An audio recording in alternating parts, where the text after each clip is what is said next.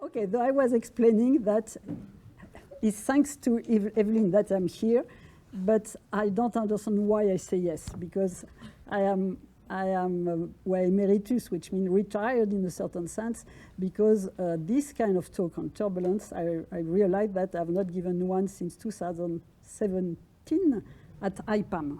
Actually, I advise you to go to the website of IPAM to see. The conference I gave at IPAM, there have been at least 2, are much better, I think, than the one I'm going to give you now. So I'm going to try my best. And you're going probably to be shocked, because as you're a mathematician, well, I am also a mathematician in a certain sense, but I will give you a physicist point of view here. Though, let's get started, because turbulence has to do with real-world problem, you see? And I'm going to show you real-world problems, I mean real-world phenomena. Okay, though the talk will be in, first I will try to tell you what is turbulence, but my hope was to let you try to find out by yourself. So I'm not sure we'll have time. I wanted to ask you a question, but no, you see, in 1 hour, I have to summarize very precisely 40 years of research. Because you have seen in the title, there is wavelets. And the first time Alex Grossman, the father of wavelets with Jean Morlet, mentioned to me wavelets was 1983. And I had, within seconds, revelation. And I saw the research program I'm explaining to you, which is very far from being finished, but which has been already 40 years of time on that. Though I shrink that in 1 hour. And though, put your seatbelt, fasten your seatbelt. Okay, though the word turbulence has been given by Leonardo da Vinci because, you know, as a painter, he has to represent reality. And to represent reality, better, before trying to represent it, to try to understand it. And though there are keywords on these slides. First, observe. I know you are a mathematician, you are not very interested in that kind of things, but please try to go to the outside world and observe phenomena and find phenomena you like and interest you. So when you observe, then of course that raises questions. And then when you try to answer those questions, try also to find the appropriate representation to answer those questions. Representation, I think a key word of my lecture. If I have just conveyed this message that finding the good representation before starting to build on that and make a theory is essential. Okay, so now I'm going to show you many turbulent flows.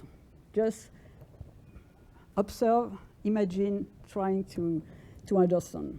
Though this one is on the west coast of United States, and it's seen from, not from space, I think from airplane, and you see clouds, which are just tracing the atmosphere.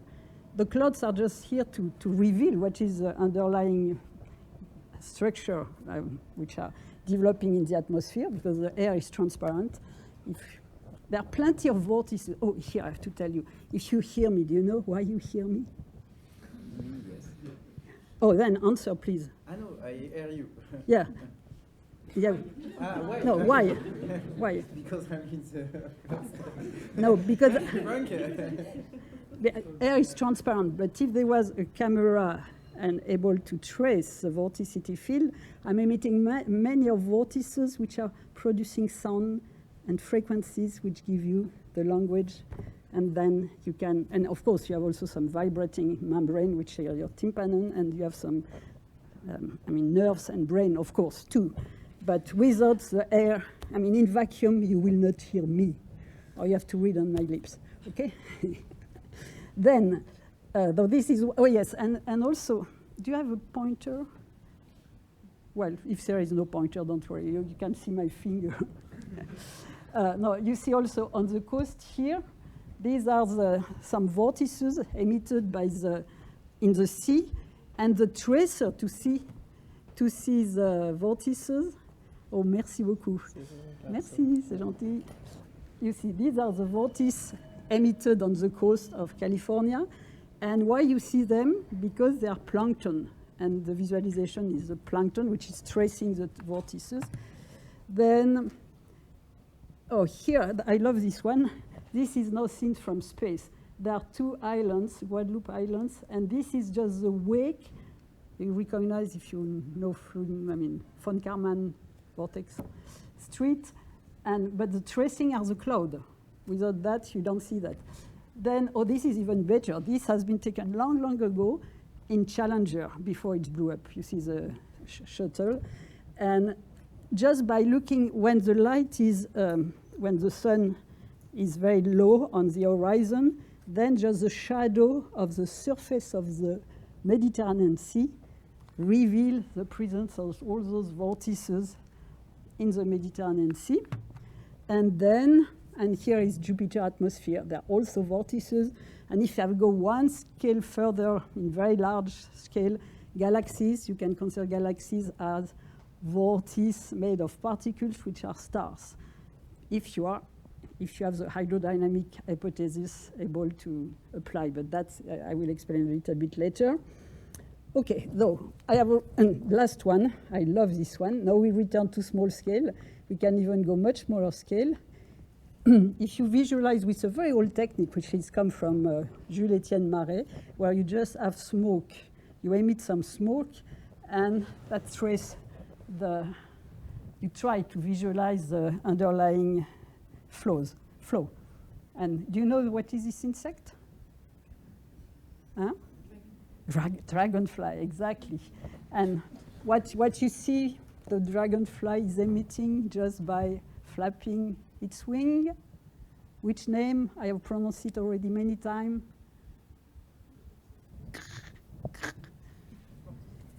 Huh? Yes. Yes, she's good. She's the boss. Huh?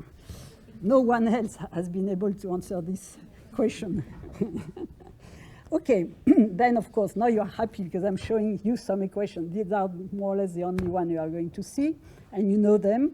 But as you know, a bunch of famous mathematicians, of course, we put only the name of the one who have been famous because we still know their name. And there have been probably many, many more. And at those years, even mathematicians, they were called natural philosophers. So please, I hope you are also natural philosopher. This is more the spirit of my lecture here. And Newton was a famous natural principle of natural philosophy. And D'Alembert, one of my gods. Euler, Navier, Stokes, though they designed the fundamental equation of fluid mechanics. I'm not here to tell you the story of that, but I think one of the IPAM talk are on the D'Alembert paradox, and I give more details about the origin of that. Okay, I don't explain you Navier-Stokes, you know it very well. Just because I'm interested in vortices, I am writing them in vorticity, in just a variable now, vorticity, velocity, and there is an external force, which sometimes you put it, sometimes not, if you are interested in decaying turbulence. Though, what is then, well, okay, you will be happy with the definition of turbulence. I'm not myself happy with it, but it's not a definition of turbulence, but in a certain sense, when you read this equation, the turbulent regime is a limit where the nonlinear transport term, which is what you see on the left of the equal sign, strongly dominates the linear dissipation term. It's like one term is creating a lot of instability and problems, if you want, difficulties, at least mathematically, because it's highly nonlinear, or at least we are interested in the limit where this term, nonlinear, dominates very strongly the dissipative term, which is itself damping. Okay, and as you see, the parameters of that, okay, you have the flow variable here, it's velocity field, vorticity field, external forces, and the fluid parameters. You see here that is very important. You have to be careful that turbulence has to do with a flow of material which is fluid. But this is a flow that we address, you see? And the fluid, the parameter characterizing the fluid is the kinematic viscosity and its density. But here in this writing of the equation, density is taken to 1. And of course, because there are PDEs, you have to have boundary condition and initial conditions. And in the case of the fluid is inviscid, I mean viscosity is 0, you have Euler equation. And a very important and open problem is, does the limit when viscosity tends to 0, which is the same limit as the nonlinear term dominates the linear term, which means the limit of highly turbulent flows, thus, when nu tends to 0, we get the same solution as nu equals 0. And the answer, at least, is certainly no, because as you see, the small term, the small parameters which is going to 0 is in front of the Laplacian here. I mean, a derivative order larger than this, the other. Though you have a singular limit. I don't go further than that. But as I said, here I'm not going to do any mathematics. I'm going to do phenomenology and show you the physics underlying that. Because here, well, I write it in vorticity, but as you know anyway, the problem is open because Navier-Stokes equation, likewise with Euler, we still don't know in the interesting case, which is because the world in which we live is three-dimensional. So for three-dimensional turbulence, the problem is completely open because we cannot even make sure the solution of Navier-Stokes are unique and if we have yes or no finite time singularities. So this is one of the millennium problem. Therefore, in absence of this kind of knowledge, we don't have the solution analytically, though we are left with a solution to try using, trying to do what I call numerical experiment. Though now we are back like a physicist, we are going to do experiment. Of course, we do experiment with a solution of Navier-Stokes that we are going to explore through some algorithms, through the proper representation first, then the proper discretization second, then the proper algorithm to solve those approximate equations. And this is all the field of applied mathematics. But I like to use them as experiment. We experiment with a solution we are looking for, they are unknown, of the Navier-Stokes equation in this limit of very turbulent flows, which mean when the linear term become negligible compared to the nonlinear term. Okay, though this is I have to apologize for few people in this room who have already heard my talk 100 times maybe, because this work was, there were some simulation I was doing in 83, 84, as I say, we are 40 years ago. Though, what do? You take, in this case, it's two-dimensional Navier-Stokes equation, because those years, the computers were not large enough. And at that time, this is resolution 512 square. I'm going to show you much, much larger resolution now, but you have to get started. Though, at that time, it was kind of state-of-the-art with present computers. Though this simulation, you start from a random initial condition. Well, you see, it goes so fast. Here, you start, we will keep this discussion to, you start with a random distribution of the vorticity field and Gaussian, but you already give a certain correlation. It's like A-3 just to make sure that you don't wait forever. But anyway, and though we do it, though, observe, what do you see? Oh yes, I have to explain you, very important, representation, visualization. This color table, I designed it. Even during my, my PhD, I think I spent more time trying to find the best way to represent, to visualize a turbulent flow than, at least in terms of creativity and efforts, I know it's really where for me it was very important. Because those years, we were just putting in the computer Navier-Stokes equation at the highest possible resolution for a given set of the largest computer we can access to, And after days and days of computation, we are saying, oh, well, the slope of the spectrum is a little bit different from what has been predicted. And well, it's not -3, but -4, or it's not. OK. So I decide, no way. I want also to see, because in the computer, I teach time step. I also have the field in physical space, the field in spectral space, because I use pseudo-spectral method. That means the non-linear terms are computed in physical space, and the derivatives are computed in spectral space. Though each time step, you go back and forth from physical to spectral space. Therefore, you have both, and better to visualize them. Well, it costs time, it costs reflection. And though this is a very important, again, back to representation. The yellow is the zero vorticity. When you see yellow, that means locally no vorticity. Then the very strong blue, they are the very negative vortex. And the strong red are the very positive vortex.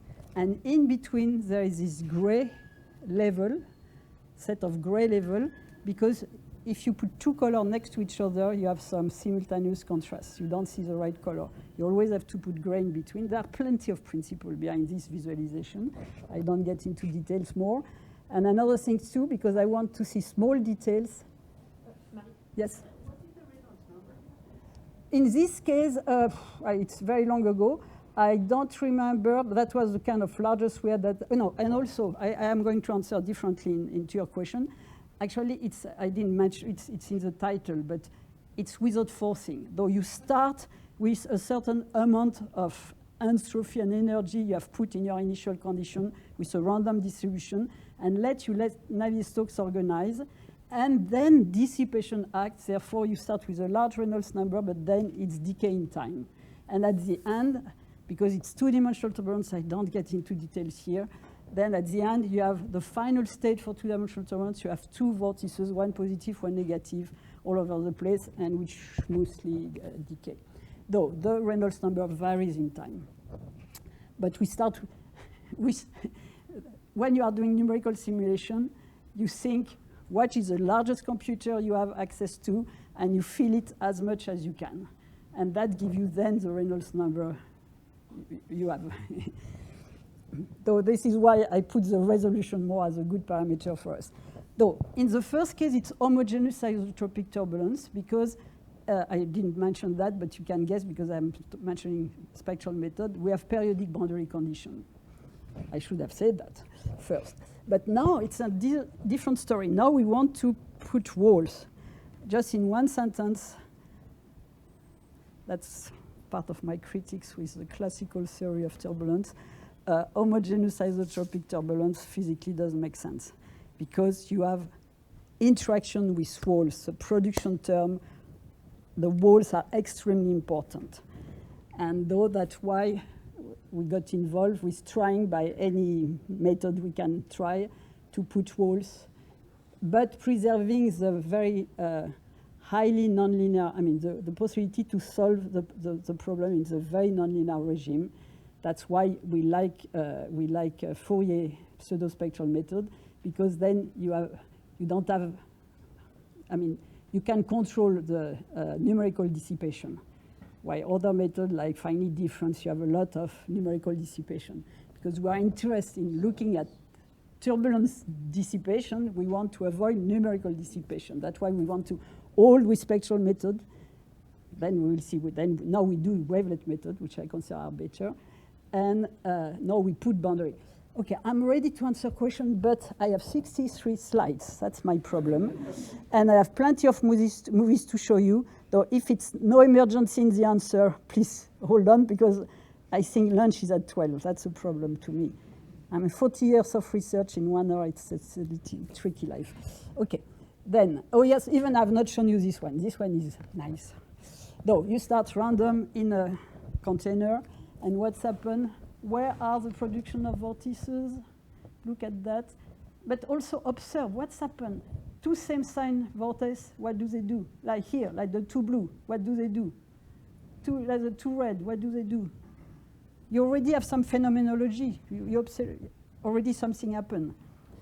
OK, what happened? Okay, my first idea was to ask you a question and wait for your answer, but again, lunch. Okay, though, what's happened here, even we saw that in the previous one, you first start random, but very soon, vortices get organized. And later on, you observe that same sign vortices tend to merge, and opposite sign vortices tend to create a dipole, which is kind of shooting, going fast. That's two observations we have. There is already a dynamics of the vortices when they are formed. Then here it's even better because now we have wall. And what you observe in that, can run it a little bit more. What you observe, look just at what's happened at the wall. Vortices are produced at the wall. Of course, there are those that come from the initial condition, but in the meanwhile, the wall force, the wall acts as a forcing term, producing vortices. Very important. The wall is essential. This is why homogeneous turbulence, there is no natural physical mechanism to produce forcing. And just exciting one wave number in K-space, it's not very physical to me. Especially it has to be large scale. Though, what is turbulence? That's the question I wanted to ask you, but you are too many. I cannot wait for the answer of everyone. Though, but let's just think about the etymology of the word. Turbulence come from two, or it's also come from a Greek term, turbai, which means vortex. But in Latin, you have turbo turbinis, which means also vortex. And you have another word, which is turba turbae, which means crowd. So if you just, after this talk, remember that turbulence has to do with a cloud, that's ridiculous, with a crowd of, a crowd of vortices interacting. What does that mean? If there is one vortex sitting here, it can be as large Reynolds number as you want, this vortex, but it's not turbulent because there is one. If you have two or three, you have a chaotic system, but it's not yet turbulent. You have to have many, many vortices interacting within each other to have the turbulence regime. And the turbulent regime, for me, especially when it's strongly turbulent, the name we use for that is, we call it fully developed turbulence. But I do prefer to talk when the Reynolds number, I will explain a little bit more about Reynolds number, is high, large, then you have strong turbulence. When it's small, you have weak turbulence. I know community which use this name for something else, but at least to simplify the talk, rather than repeat it fully developed, I prefer to see strong. But in this regime, which is dominated by nonlinearity, then the flow is become highly mixing. Turbulence has to do with this kind of highly mixing regime. The transition to turbulence I'm not going to address here, but now we are trying to push the level of large Reynolds number. That means when the nonlinear terms dominate the linear dissipative term, when those instabilities dominate and there is a lot of vortex interaction. So what is the Reynolds number? The Reynolds number, for me, my simplest definition, is the norm of the nonlinear term divided by the norm of the linear term. Of course, engineering just take, let's take a certain length scale, then a certain velocity scale, and then, of course, the fluid viscosity. And that's the definition of the engineer Reynolds number. But the proper definition is how much nonlinear is your flow. And though it's a ratio of nonlinear term over the linear term. Okay, though G.I. Taylor, he's one of the gods in the field of turbulence. So in 1938, he observed and mentioned the fact that small quantities of very high frequency disturbance appear and increase as the speed increase. Speed increase is like a Reynolds increase. It's one of the parameters in the Reynolds number. Seems to confirm the view frequently put forward by the author that dissipation of energy is due chiefly to the formation of very small region where the vorticity is very high. So the message from this sentence, look at the vorticity field.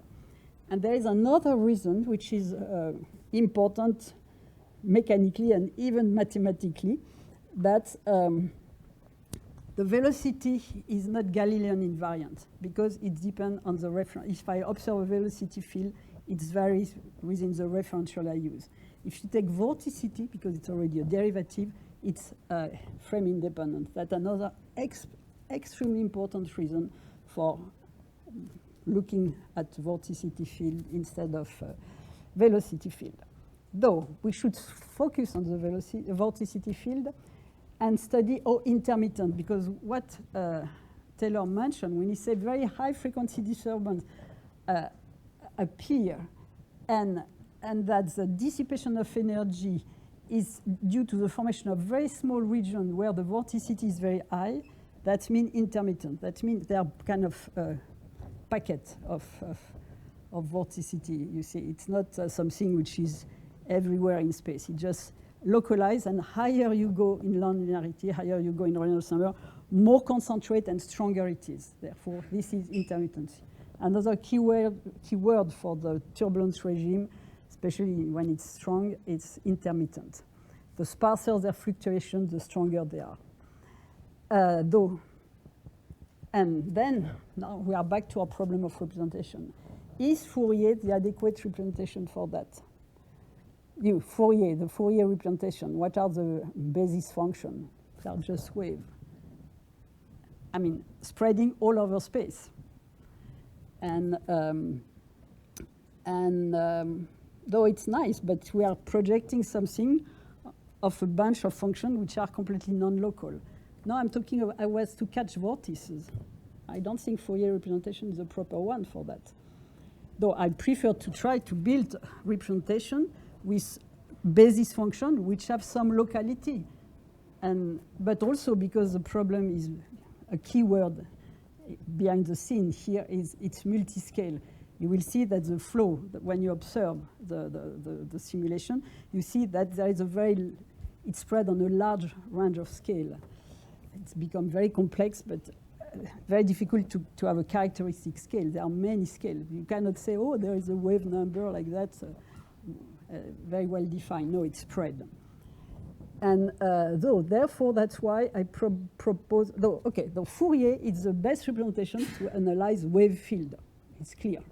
But it's not the best representation to analyze vorticity field with vortices and try to not lose the fact that we have those structures which get formed during the flow evolution. So that's why I will propose more either to analyze in physical space, as what I've shown you in the movie, or trying to have a more sophisticated construction, go to wavelet space, where we will be lucky because we'll have both space and scale. You see, when you have Fourier, okay, in physical space, we have space. In Fourier space, we have the spectral, I mean, we have the wave number, but we cannot say, oh, where this kind of, if I think, da-da, very difficult to, in Fourier, to be very precise to the moment where I've changed the pitch. You see, if I do, it's okay, but well, anyway, that's the problem with Fourier, and that's why I think wavelet is more appropriate. Though what is a wavelet representation? Though I go very fast. You all know the Fourier representation, what you have. You have a function, a field, like for instance my vorticity field, that I want to decompose, analyze. Then I have a set of analyzing functions. Here I'm taking Fourier modes in green, and when I combine them, you know all that, I get the Fourier coefficient in red. But because such a transform is integrable, it's invertible, then I can perfectly reconstruct, return to physical space by doing another convolution of now the function, the Fourier coefficient with the basis function and giving back the original field. It's isometric. You don't lose anything going back and forth. And we are very lucky because we also conserve scalar product, and therefore we have energy conservation. You can compute energy either in physical space or in Fourier space. Good news. Wavelet will work the same. Oh, very important. Okay. You see, that's very nice to have the Fourier transform, and especially in Grenoble. I want to say that Fourier is one of my god. He's really a fantastic person. The only problem that his Fourier transform was done, I think, in 1810 or something of that order, but up to very recently, at historical time, we were not able to use it. Why? I have a nice paper of Einstein that about no people knows, of 1915, where he introduced a correlation, and I don't get into detail, and he explained that to compute it, we have special machine to do this, the convolution, because it's very complicated. You see, I mean, without computer. Though, lucky now we have computers, and more lucky, we have this. We have the fast Fourier transform, thanks to those people, Cooley and Tucky. Because fast Fourier transform means if you have a signal sample on n samples, then the Fourier transform is in n log 2 of n operation. That changed life. Because if with the integral, you will have n squared. That's the time, computer time will be, and if you are in higher dimension, forget it. Though the continuous wavelet transform is the same as the continuous Fourier transform. It's an integral transform where exactly the same. You have some basis function, but now instead of, okay, in Fourier, the basis function were indexes in wave number, k, okay? And therefore, the coefficient we're having only one parameter, k, the wave number in spectral space. Now it's a little bit more sophisticated. Now our basis functions are defined both in position and scale. You will see, because we start with a given function that we dilate and translate. While in Fourier, you start with a function that you modulate. It's a different underlying operation to generate the family of analyzing function. That's why those two representations are very different mathematical objects. You see, because no, then and they're complementary. You have to use both. They are not doing the same as a representation. Okay, though you have your basis function, which are indices by the dilation parameter. That means because we are going to dilate the, we call it Mother wavelet. We choose a wavelet, which is a kind of wave packet, very localized, and then you dilate it to access to many scale, large scale to small scale, and you translate it to span all space. That's why you have two parameters, A for the dilation parameter, B for the translation parameter, and therefore your wavelet coefficients are indexes by both kind of position and scale. Then you can reconstruct your signal perfectly, exactly like with Fourier, with this convolution type. Just the integration measure is slightly more sophisticated here. And lucky, we conserve same thing, scalar product, and therefore we conserve energy. I don't detail because you can lack of time, and you can go to books for that. And these are the two people who have designed the wavelet transform. Morley was an engineer working for ELF in the petroleum industry. He had the intuition of that instead of doing window Fourier transform, what he was using, which window Fourier transform work in wave number and position, because you just have a wave packet modulated, and you generate the family of analyzing function just by modulation, different modulation, but you don't change the scale of the window. You have a fixed window scale, and you modulate. In the intuition of Jean Morley was to do something slightly different. You still start with a wave packet, but instead of modulating it at a fixed scale, you keep the number of oscillations the same, but you dilate it. So now you have a scale space analysis instead of a scale wave number analysis. That's what the intuition. He designed a small computer program to do the transform back and forth, but he never had a perfect reconstruction because he was lacking the mathematics to develop the theory. And that's where Alex Grossman helped him a lot.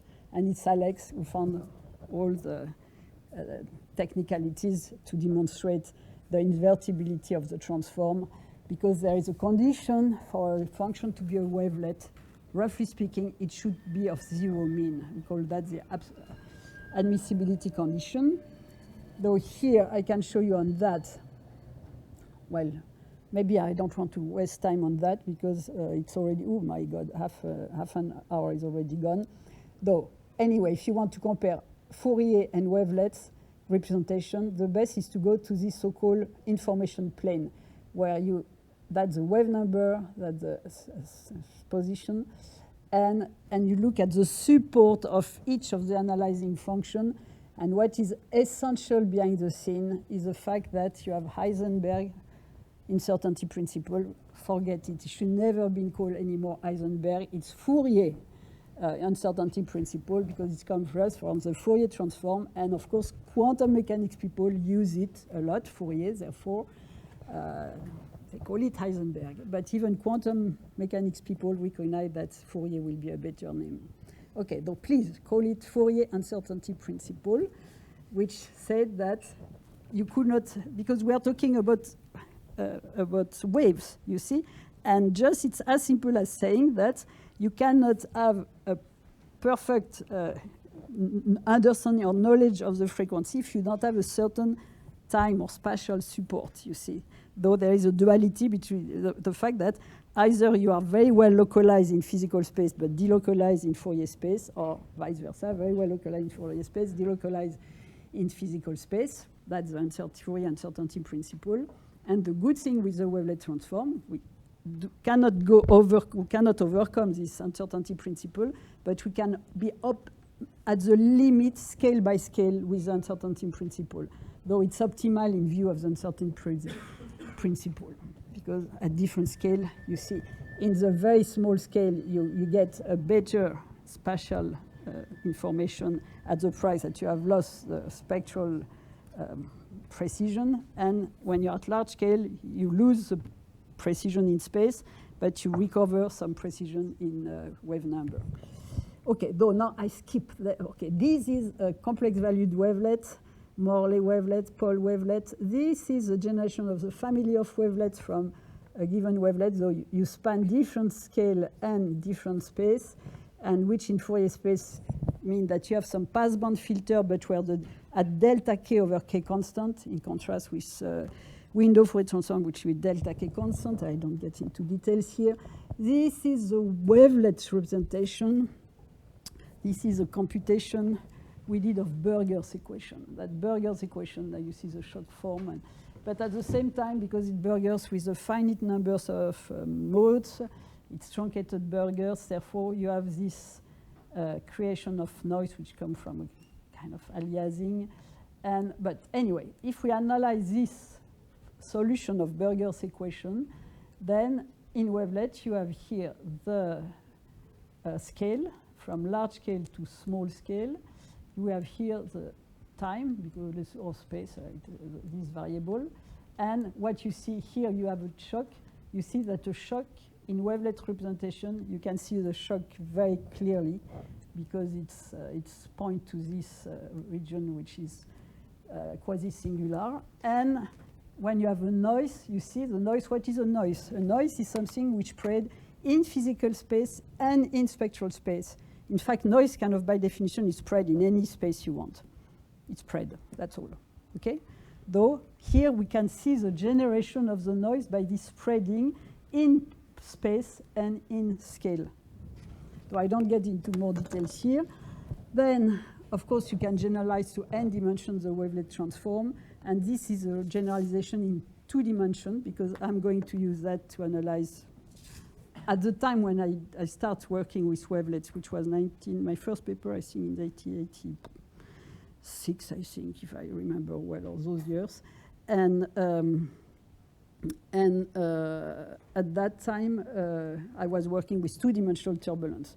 Though this 2-dimensional wavelet transform was for me the good object. Of course, no program exists at that time, so we designed the program. We were the very first on that. But at least the theory existed by Jean Morley and by Alex Grossman and Roman Muranzi, which has made the generalization to this 2-dimensional wavelet transform and n-dimensional too.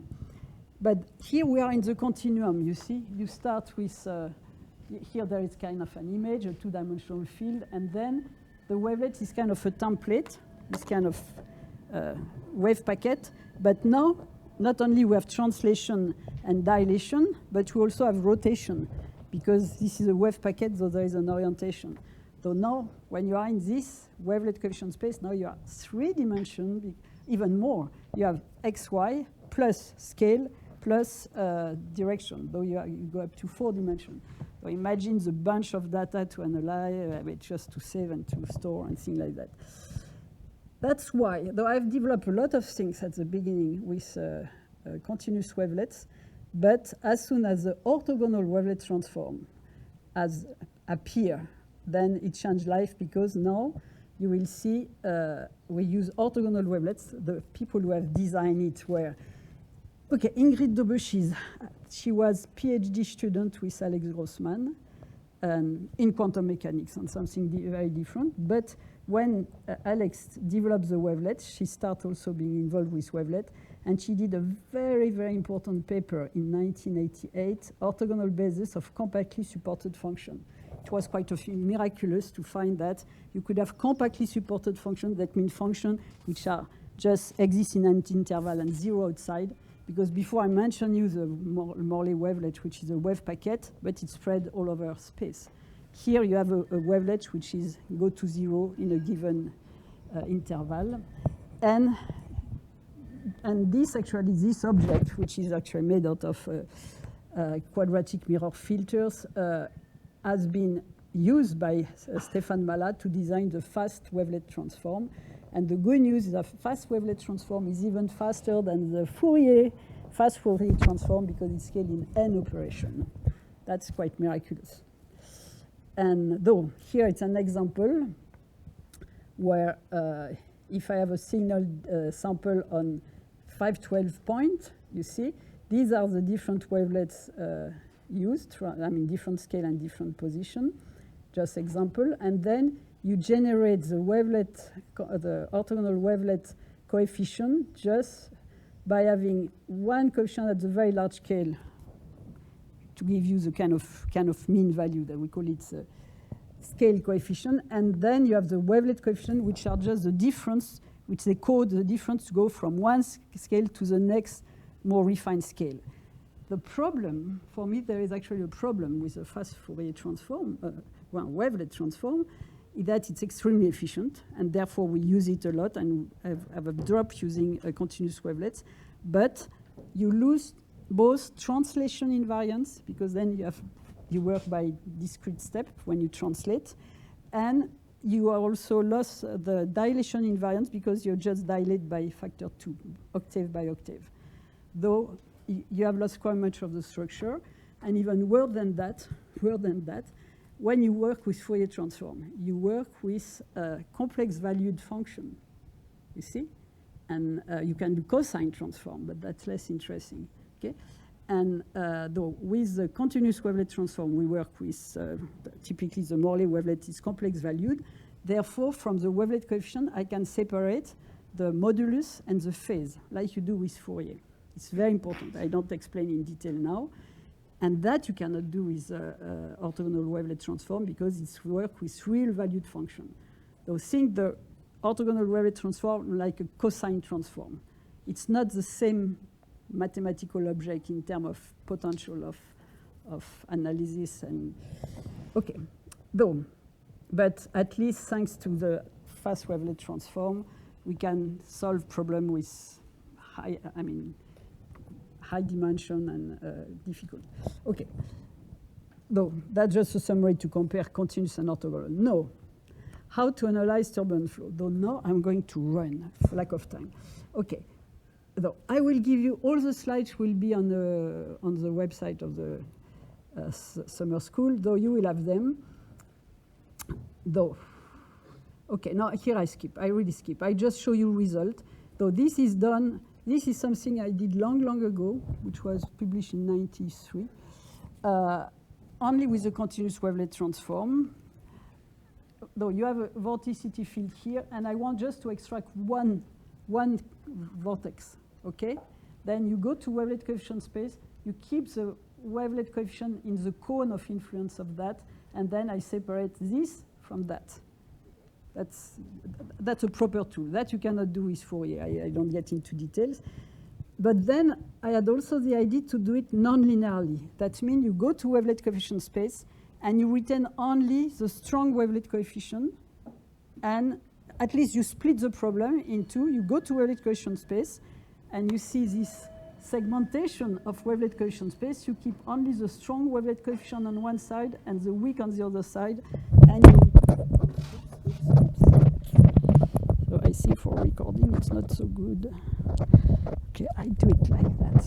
It's kind of full. Sorry for this problem with the micro.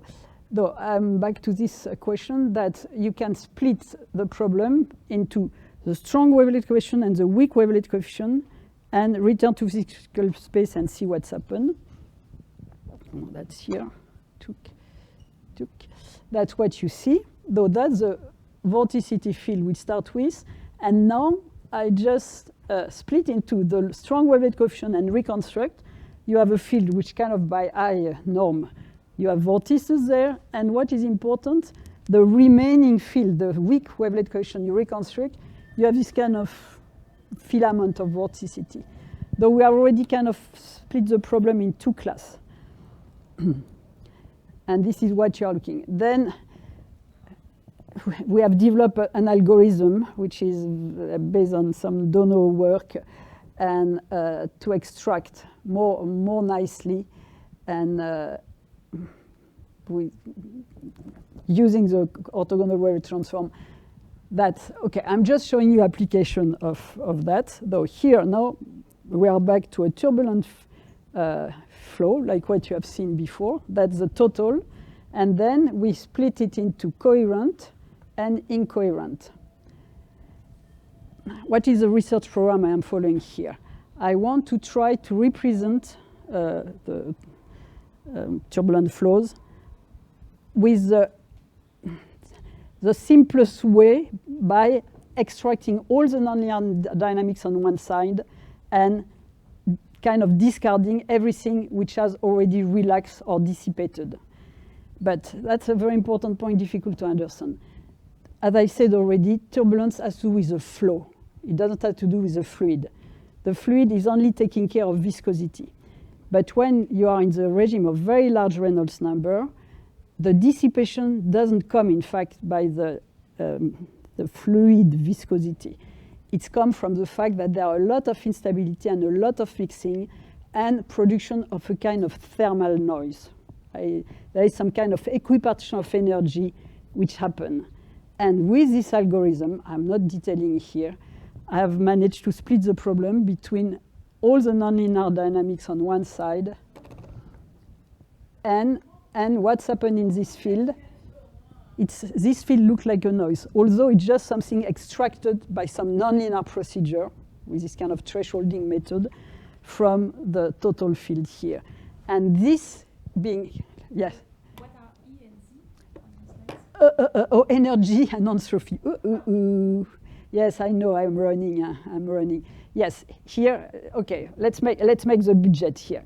Of course, this simulation where actually these simulations are interesting because they are not, it's complicated this because it's written PIV. PIV, it's particle image velocimetry. It's an experimental technique to observe a real flow. So this was a flow in a rotating tank. Though it's observed from laboratory experiment. Though we combine numerical experiment and laboratory experiment. Though this flow, all the flow you have first is from the laboratory experiment. But then we use the wavelet to separate, though it's made then numerically, the fact that we extract the coherent vortice on one side and the background flow on the other side. Okay. Then, thanks to the numerical experiments, we can play with this system, which comes from laboratory experiment. And oh yes, and when a flow is rotating, then you have a quasi two-dimensional flow. That's why we still keep two-dimensional turbulence. I cannot detail more here. Though now we take again the same coherent and incoherent and okay here. Sorry, you have, no, I have to go back here also to show you how well it's compressed. It's complicated.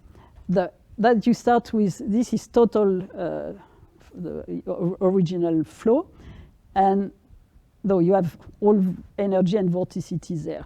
Then in the coherent contribution, you retain 99% of the energy with only 2% of the coefficient. Just to represent those vortices, you have only a set of 2% of the coefficient, and they return 80% of the entropy. Why? Because the entropy actually is living here.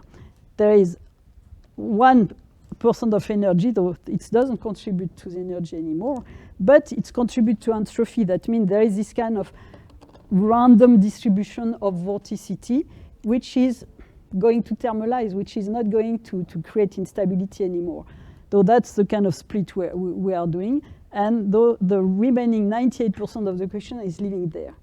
So that's why, based on those kind of observations, we develop a technique which said that when we do numerical simulation, and that's the idea of modeling turbulence, we want to extract what is essential to the dynamics and compute only that, not waste computation to compute noise. Because noise, of course, you can compute noise if you want, but it's a little bit, we can model it. We don't need to compute it. Though we extract here actually a noise on one side, but this has to be done at each time step is done in a nonlinear way. It's not done, it's a little bit sophisticated if you want. And though then we check also that we have well extracted the nonlinear dynamics because we rerun the total with a kind of tracer like an ink in the flow. And we see the ink is transported and mixed. But with only 0.2% of the mode, here we are in higher, larger resolution. With only 0.2% of the mode, we keep all the same transport of this kind of ink dye. And more important, when we take just the 99.8% of the weak coefficient that we want to throw away, we check that there's actually a noise. Because when we put this ink drop, it just diffuses like, standard diffusion, you see?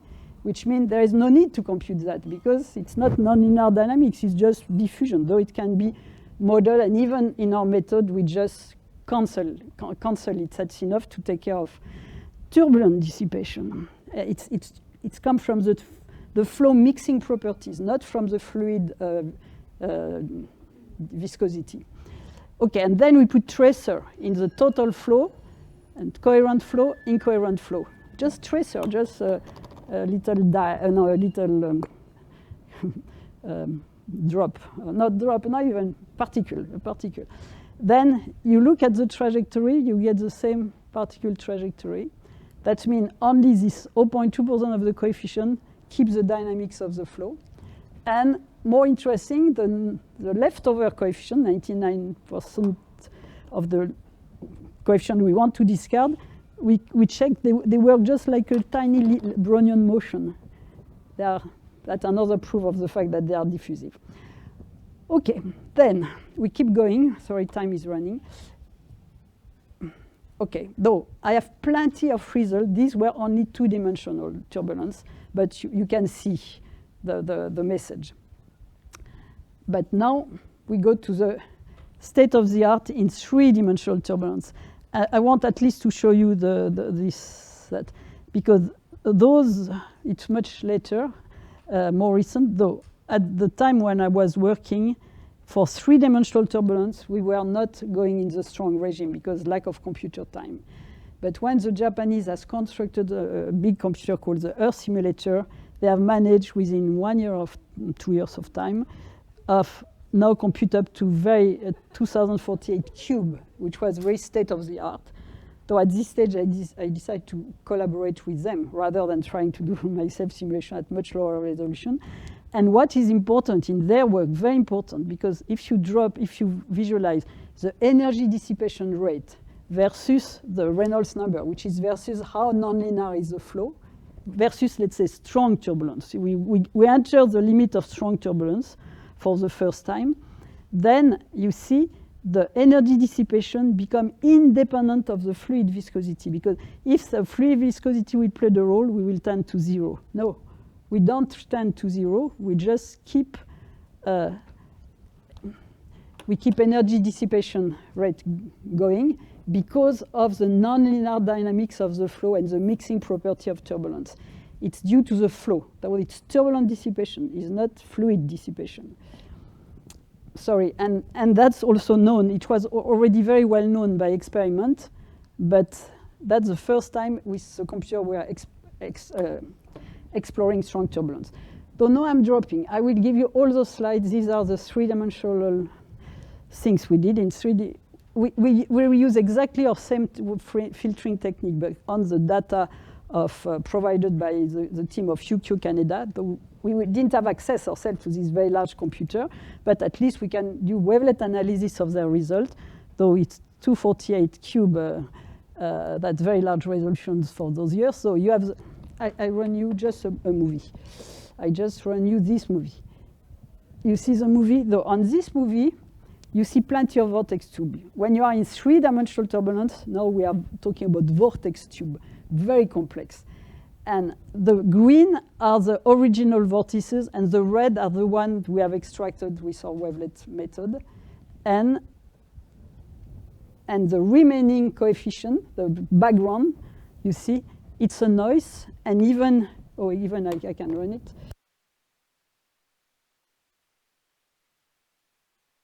Around it, and you see, if you zoom in, there is no structure. And there is region where there is it's a little bit stronger noise because it's region where vortices interact. So when in interaction of vortices emit this kind of background noise. Okay, so all that I skip. So this is for a discussion with you. That new interpretation of the turbulent cascade. So it's a very different interpretation from the standard Kolmogorov. But no, it will take too much time. I want to show you some more. Well, I can show you at least in wavelet coefficient space what's happened. The strong wavelet coefficient live here, and they're attached to those coherent structure which are created by the nonlinear dynamics of the flow. It's a question of split the problem between what is still kind of creates some work and is still active, and what is no more active, like just thermal noise, has thermalized. Okay, though dissipation is working that way and nonlinear interaction that way. Though you have kind of interface in wavelet coefficient space, though now I don't get into details because now it's going to be 12, according to this watch. Our method, which is called coherent vorticity simulation, we compute only those red. We are in wavelet coefficient space, and we compute everything which is red. But at each time step, we follow this interface, which it's like we change the base a little bit. We add coefficient here at each time. No, we add wavelets, which of course give us some more coefficient. We call it security region for the next time step to let the nonlinearity create smaller scale or translate to. So we kind of track the dynamics, in details from wavelet coefficient space. So now I'm not going to, I stop here. Yeah, it's a fly. How's a fly? And that's the vortex at each beat it's emitted. And it's beat about 100 times per second. And this is made also in wavelet coefficient space. I'm going to show you now the grid to compute that. Though I'm sorry, because here we give a course, you see, though therefore I was supposed to be a little bit pedestrian to put the program clear. But now that's what we do. And though this is the adaptive mesh, which at each time step refine where it's needed to catch the nonlinear dynamics. And when there is no enough nonlinearity, then we coarsen the grid. I don't explain more, but I'm happy to demonstrate what. And this is done with a small team of great people we have. Thomas Engels, who is now just this year, got a position, CNRS position in Marseille, and Dmitry Kolomiensky, and who was for a long time in Japan at Jamstek, but now returned to Russia a few months before the war. Unfortunately, he's now at Skoltech, but we still work together on that. We were 3 weeks ago together in Japan, the team. And because he can go to Japan, luckily. And also Kai Schneider from Marseille. Kai Schneider I've been working on all this research program with him for at least 20 more or 30 years, a little bit less than 30. Then I show you another one in this, I'll say menagerie, this collection of insects. This is a bumblebee. We love it. We have been doing a lot of things with the bumblebee, le bourdon in French. And you see the adaptation of the grid. Though here, sorry, I didn't have time to explain how it's done. Lack of time. And, oh, no, that's something else. Oh, that's a recent thing that they have been doing.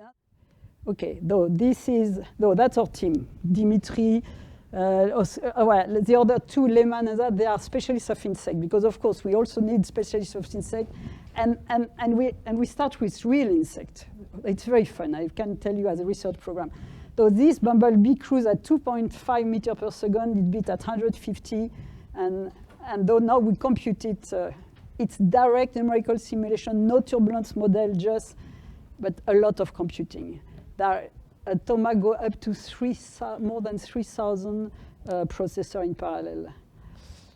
Okay, though you see the emission of this animal, it's produced most of the vorticity at the leading edge and then in the wake. But then we will put it in a turbulent flow. The visualization is just the vorticity field, the modulus of the vorticity field. You see, you have the value actually on that. Imagine any fly, even a mosquito in this room is doing that. Now we put a turbulence flow. We create an homogeneous turbulent flow, and we let the animal fly. And we try to see, can he still remain stable? Because this numerical animal doesn't have brain, no feedback of the brain. That means the way they fly is already stable aerodynamically. Why? Because in fact, when they flap their wing, the vortex, the so-called leading edge vortex, is so strong that it can overcome turbulence. This is 100% rate of turbulence. You put an airplane in that, the airplane, blah, blah, blah. This animal, blah, blah, blah. Well, okay. So that's the fun we have, and we have seen numerically these simulations are very impressive. And the very last kind of fashion now, it's what Dimitri is doing in Berlin. It's a long story, but he's working on this tiny animal, which is this animal. It's a coleopter, a beetle of the size of a Namibia. Recently, there was a paper, they made a Nature paper with that, and there was even in Le Monde, they were mentioning their piece of work. And so that's with the same code. But in this case, this is not turbulence because it's so tiny that it's just viscous. And this is actually why it has to have this more like swimming, like when we swim.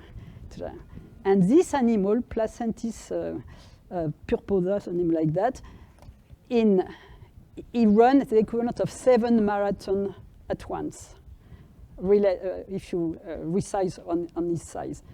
Though we have go to insect flights, it's very, very fun.